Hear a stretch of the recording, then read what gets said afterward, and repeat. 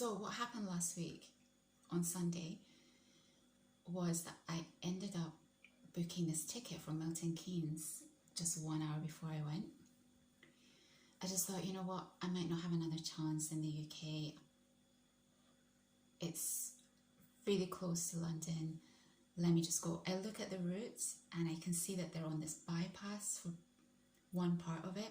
And I think to myself, well, if I can get through the bypass part, which is going to be the toughest part because it's going to be the fastest part, then the rest of it is just going to be a breeze. That's my thinking anyway. So I get myself ready and the first hurdle appears when I arrive at the tube station because everything's mixed up that day and the tube that I need to catch is not working. So I'm standing there in front of the tube station just looking completely perplexed. Like, what am I going to do now? Am I going to make it if I try and get to another tube station with another line? And I'm standing there just weighing up my options really quickly. There was a moment when I thought, let me just go back home because I cannot be bothered missing this and going all the way to Milton Keynes. It's not like all the way. It would have been an hour and a half trek, but I know myself, the level of despair I would have felt to have gone that far and not made it. It would have just been like, no. So there was a moment where I was just like, just go back home, it's not that big a deal. And then this guy steps in and he's like, can I help you? Because he can see that I'm trying to figure out what to do. So as soon as he steps in and helps me out, and then another man tries to help too, I was like, okay, now we've got to go. So I go figure out a different route, which actually ends up being somewhat shorter in the end. And I arrive in Milton Keynes. And then no one seems to understand how the bus system's working or which bus I need to get to this stadium, which is where the ride starts. And the bus that I was supposed to catch, because you know me, you guys, I'm a detailed person. I check everything before I even get to the location. The bus that's supposed to take me there apparently doesn't go there. So then I'm in this headless chicken type position as I'm trying to figure out which bus to catch. And the bus that I do end up catching takes 40 minutes to get to the stadium instead of the planned 20 minutes that I was banking on. So then that means I'm likely going to be 20 minutes late.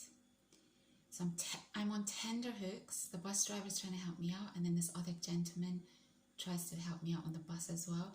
So I'm like, okay, it's fine. Everyone's trying to help me out. This is a challenge Annika type situation now. The only thing that's keeping me positive is knowing that the DJ always starts this event late. Maybe it's because of extra late stragglers that end up turning up, or it's because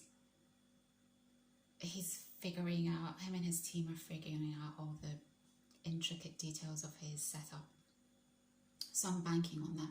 So I get off this bus like a mad woman. I run to this event. So even before I've got to this event, I feel like I've exercised really hard. And I get to this event and they're still there, which is miraculous, sort of. I'm just so happy to have made it. And I spot this guy who's standing on his own with his friend. His friend's on his bike and he's just standing. So I'm like, oh, he's going to be a runner.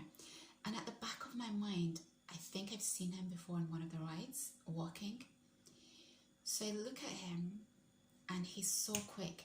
He understands body language. So I look at him and he gives me a sort of nod, and then he turns back to his friend, and then I take one step forward, and I love people who just can read the air and understand body language.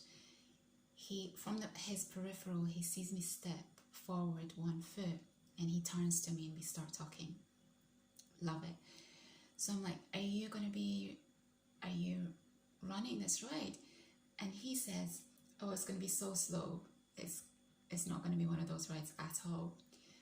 Internally, I'm looking at him thinking, my friend, you're way wrong on this. But I like your positivity. And I start laughing and I say, I think it's definitely going to be fast on the bypass part. So we're discussing that, and he's just he's so relaxed, he's so chill. I'm thinking to myself, why is he so relaxed? Has he not seen the route? Anyway, he's a very sharp guy, very witty. So the banter, we're just having a good back and forth, and I had to be really quick on my feet. I can't remember the last time I've had to be that quick on my feet talking to someone. And I like people like him who make me use the sense of humor part of my brain. So I had a good laugh with him. And then I said to him, if you see me at any point huffing and puffing, don't panic. He's like, what, have you got asthma? And I said, I don't, but it's a good excuse I'm going to use if you do see me huffing. And so we had a little laugh about that. And then I said bye to him, and I said, I'll see you at some point. And so that's how the run starts. And that bypass section, you guys, it was at least a good half an hour, if not more. And I was just done. I couldn't keep up, and I kept getting pushed to the back. There was this one moment that I filmed where it started raining, and so the DJ pulled into this garage, petrol station garage, and I got a relief. I caught up, got my breath back, and then we started up again. But it's called the V6 Grafton. It really knocked me out. I was just exhausted. And then at some point, there was one other runner, like a professional runner. He was really good. He was constantly at the front. And then at some point, this lanky guy who has a backpack on, and he's got his Nero sunglasses, the Matrix Nero sunglasses on, and he's always got this can in his hand. And you know, I want to say that it's some kind of alcoholic beverage, like, I don't know, an Asahi or a Sapporo or a Guinness or whatever. I don't know, I don't drink. But he's got this, let's just say, alcoholic beverage in his hand. It's probably something like Iron Brew, I don't know. And this heavy backpack, and he's the kind of guy that you sort of think has just stumbled along this ride and has decided to partake. The reason I know that he hasn't stumbled along is because I've seen him before on videos. I'm not sure if he was at the London one, but he's been on enough videos that I sort of recognize him now, and he always runs. This man, he's just so relaxed. I don't get it, you guys. I had to go back when I came home to watch the whole thing because I missed most of it because I was behind. But he's so fascinating to me. He's slightly taller, slim, and it's like it's nothing to him. He's got this backpack on, and he's just, I mean, there's not even any, what's it called, aerodynamic, is that what it is? He doesn't even look aerodynamically efficient, you guys, because his arms are not really moving. It's like his body, his torso's moving, but there's no wind action happening. So I'm watching him back on the video, and I'm like, how is he doing this? And it just looks so effortless. I had to cut corners, like at the petrol station. I get my breath back, and then I can start up again. And then Milton Keynes is such an interesting place. Apparently, they modeled it off of the way LA works in terms of the grid network. It's a really, as soon as I landed there, I thought, oh, here we go, another dystopian land. Have you ever seen that film with Denzel, where he is in this dystopian world? Denzel, dystopian film. It's such a great movie if you've never seen it.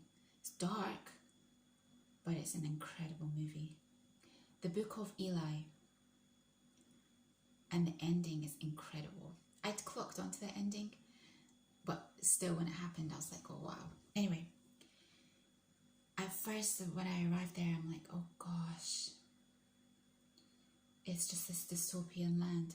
And then something happens at some point. We get off the V6 Grafton, which is the bypass, and we get onto, they're not bypasses, but they're still not normal roads. They're efficient roads. So everyone's just going really fast.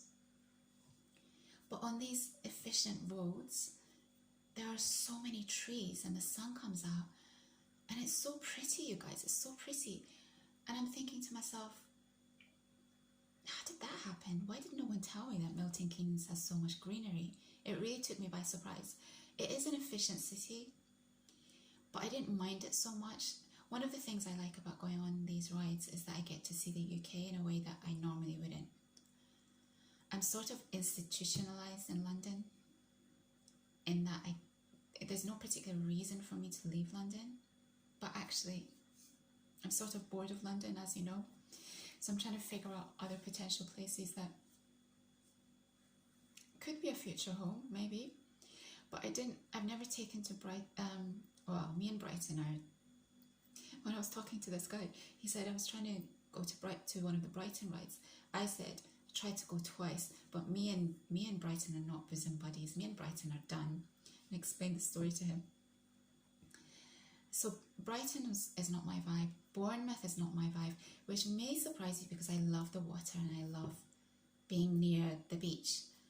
But it's just not my vibe, these two cities. So I figured out that, okay, the coast is just not my thing, probably. And then, so I've been just trying to figure out different places. Anyway, Milton Keynes is functional, is easy. It's not the most beautiful city, and yet there's this greenery aspect that really just makes it sort of light up. So where was I?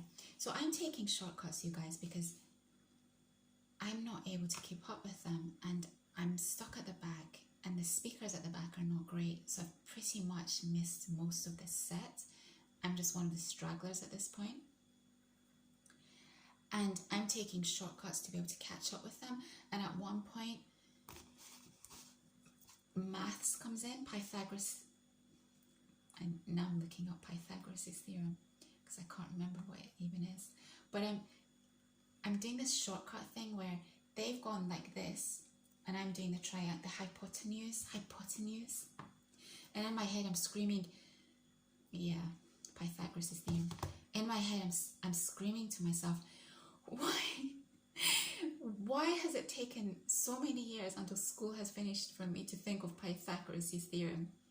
So I take the hypotenuse route, and all the bikers are doing the long thing, so I start to catch up with them a lot. So these are the little methods that I had to take to be able to keep up with these guys. I walked some of it. Amazingly, my knee seemed to hold up. And this guy with his Guinness or Iron Brew or whatever, he's just casually running like it's absolutely nothing, and he makes it to the end. So he's really impressive to me. The other runner, I can't remember whether I didn't see him at some point, so I don't know that he made it to the end. But eventually, in the last 5 minutes, I can see them right at the end. Actually, before that even, there was this one moment where I'm just exhausted. So this guy on a bike is slowly going by me, and I said to him, do we have much time left? I was just done. I was like, do you think there's much time left? And he's like, no, it's near the end. It's near the end. He's trying to make me feel better. And it actually did, because as soon as he said that, I started to run a little faster. So by the end, I can see them in the distance. I'm nowhere near them. And at some point, I turn to look behind me, and I'm mortified, you guys, because I'm the only person, I'm the last person. And there are these cars, I'm in the middle of the road, thinking there are people behind me. These cars are just slowly driving behind me, And I realize that they're doing that to help me. So I get off the road and they speed up, and I'm just like, oh my gosh, I didn't even realize that I was the last person. It was not good. But I didn't quit. I made it to the end, and thankfully my knee was okay. I think it's because it was only an hour and a half versus the London rides, which are like 3 hours.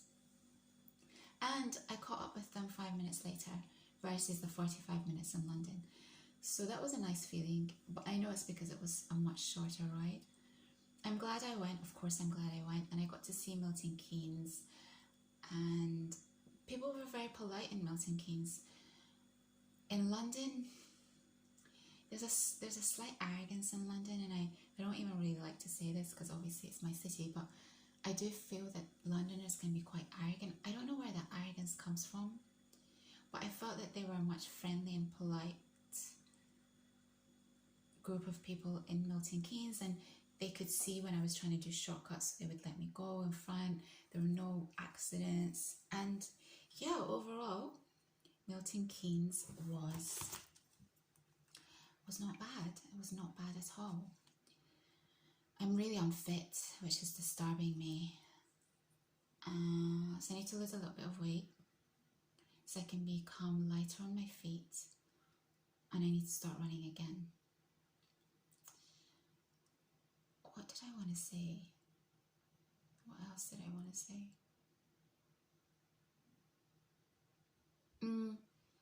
And the Jamie Woon tickets, 20 minutes. I'll try and do another video. The Jamie Woon tickets, I want to talk about Gen Z a little bit. The Jamie Woon tickets are finished, done, they're gone. I think they were gone after 2 days. I didn't book in time, and yeah, there's always a regret, but wow, there's a major regret. But I couldn't risk, I didn't want to lose another ticket just being wasted by not being able to go. So who knows, maybe I'll see him outside of London in Europe, which would be really nice. And that's all I've got for this, on this topic. Should I just risk it and just talk about Gen Z and then cut these 2 videos? Yeah, I'm going to risk it. So, in my last video, I didn't tell you the exact reason why I've become risk averse. The main reason is because I don't really want to worry my family. That's been always at the back of my mind. That's become more of a priority to me as time has passed. I want them to just not worry about me at all. So that's one of the reasons. But as I said in my last video, not taking risk is actually a bigger risk. So I have to be mindful of that. The other thing I want to talk about is the reason I relate to Gen Z so much is that Gen Z, maybe not all of them, but some of them, they're not willing to play the game in order to further themselves. I don't want to recommend that to you because it's a costly way to live, but that's the person that I was. I wasn't willing to play the game because I thought the game was a load of nonsense. And when you're someone who thinks for themselves, and when you're someone who's not a brown noser, when you're someone who's a critical thinker, who's an independent thinker, you find it very, very, very difficult to deal with bureaucracy and deal with people who play that bureaucratic game. You think it's absolute nonsense, and it actually makes you feel really uncomfortable, or like you're going against who you are by getting yourself involved in these bureaucratic games. As a result, it's meant that I've had to do things in a different way, which has cost me financially. I won't work with people who are shady. I don't work with people who treat me badly. But it's meant that I've lost on some really incredible opportunities in terms of money. So I don't know that I can recommend that to you because what you can do is play the game very fast and then release yourself from the game. But in my case, I couldn't have done that because my soul would have been sullied, and I couldn't have that. I couldn't have my soul be sullied. I needed to keep myself pure, and I needed to keep myself confident. I needed to know that no one had taken advantage of me, and I needed to know that no one had used me, and I needed to know that I was true to myself. There was this one great Tate quote, and I relate to Tate in some ways and not in others, but one of the things he said was that he'd rather be living I'm putting words in his mouth, but something like he'd rather be living a very low level life than be a slave to someone. And I think I sort of have the same thinking in that I couldn't have been controlled by anyone, especially when a lot of these people are not smart people. And so in that sense, I really, really connect with Gen Z because they're pushing back against the bureaucracy and the craziness of the corporate or the bureaucratic or the professional world. And the boomers and the Gen Xers and the millennials to a certain extent seem to be really perturbed by this because they followed the rules in order to get to the position they are. But at what cost? You could argue that they're very successful as a result. They're living a really good life. But is their soul clean? Is their soul clean? Do they like themselves? Are they able to wake up and look at themselves in the mirror? And if the answer is no, then was it worth playing that game in order to get the things that they have? And so these guys, these people are having, they're having a meltdown that Gen Z is not playing the game. And maybe Gen Z and younger would play the game if the opportunities were there for them. But they're never going to have lifelong jobs. They're not going to ever be able to have access to housing in the same way that the other generations did. It's like the boomers sort of hoarded everything, and a group of people have taken everything and held on to it, and basically greed. There was a greedy class who has spoiled the opportunities for so many people. And I'll tell you two things. When I first arrived in Japan, I was amazed because it was the one country I traveled to where most people seem to live a middle class lifestyle. Most people seem to be comfortable. I'm going to sneeze in a second.